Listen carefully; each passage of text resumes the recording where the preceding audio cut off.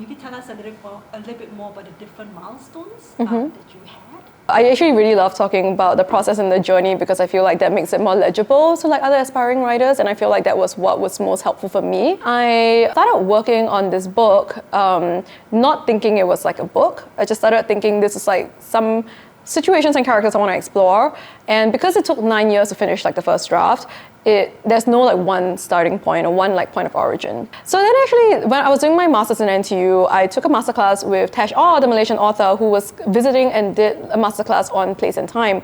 And that was the first time I had met someone from, you know, like our part of the world who was making a full-time like goal of being a writer. So then I remember seeing that and thinking like, well, if he can do it, it stands to reason that it's not impossible. So then if it's not impossible, what are the steps that need to be done so that I can then also, you know, like write a book and like, you know, live as a writer? I had gotten the Stegner Fellowship at Stanford University. So that was like really, really like, I don't even want to say a dream come true because it wasn't a dream for me. I just didn't think it was possible because I didn't know it existed. So again, you don't know what you don't know. And before, say for example, encountering Tash, I didn't know it was possible to be a full-time writer. Before going to London, I didn't know you could take an MFA.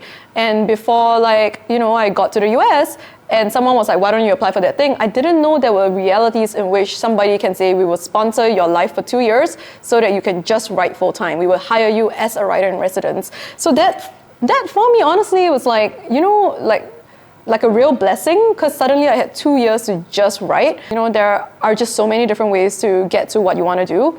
And there's no like real right or wrong.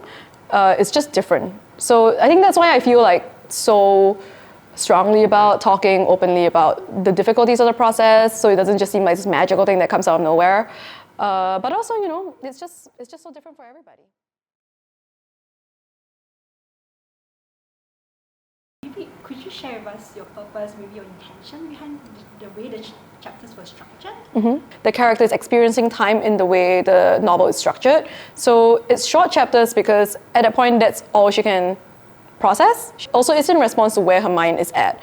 So, for example, there's a pretty big event that happens in like the last third of the book. Right after like the incident happens, the tone of the following chapters becomes like totally disorganized. And there are certain parts in the book that goes into present tense, even though it's pretty much like a past tense story.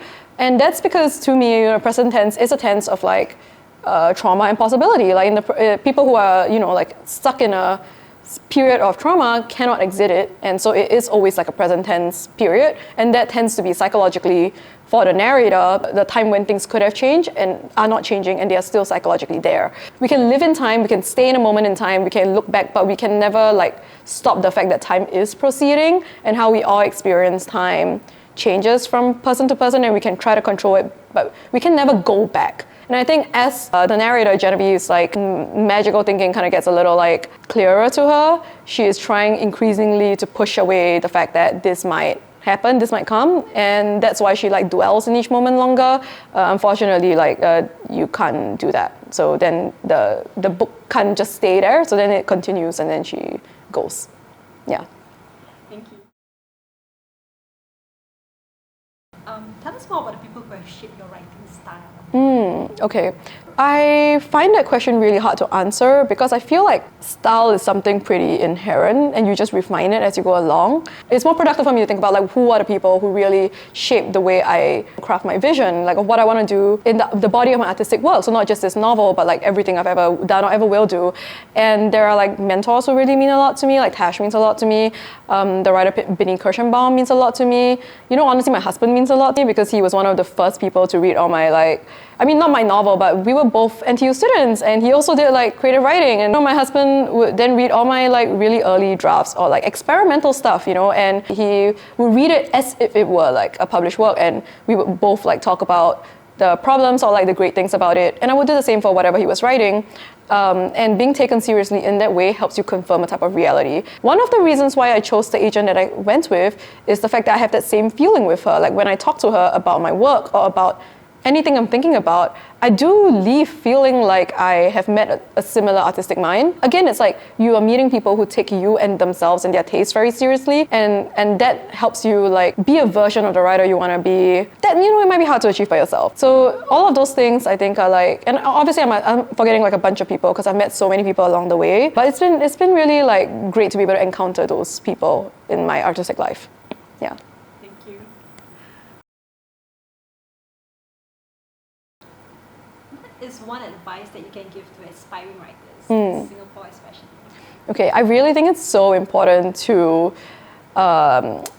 unlearn the thought that you need to finish something fast and quickly publish, and you know, otherwise you're not a writer.